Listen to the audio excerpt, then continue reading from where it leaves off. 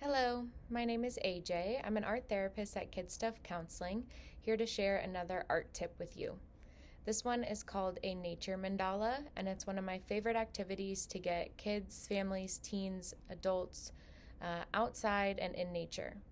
So, what is a mandala? A mandala is just a circle with a pattern on the inside. Mandalas come from Buddhist meditation practices beginning in India, but are important in many different cultures and religions. So you'll just need to follow 3 steps to do this activity.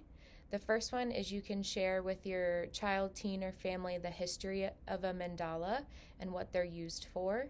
And you can also look at images or examples of mandalas for some inspiration. The second part is you will just go outside and gather natural materials. Some of my favorites are pine cones, rock, tree bark, some of these, which were fun, sticks, and you can always find lots of little things outside like acorn tops and tiny pine cones, and some berries. So whatever you find out there is perfect. And then lastly, you'll build your mandala out of the materials that you found. So you can either glue them on paper, cardboard, or felt, like this one. This one was glued onto felt.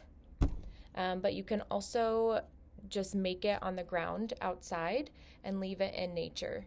And this one is fun, like if you leave it in nature, because you can continue to go visit it and see how it changes or stays the same, as well as continue to build onto it. So what you'll need to do is just kind of have a center point for your mandala and then build your pattern with your objects around it. It can be simple or complex, big or small, whatever you choose. So this activity has many benefits. So spending time in nature can help boost our mood by getting vitamin D, fresh air, and connect with nature. This can help us feel more calm and more patient.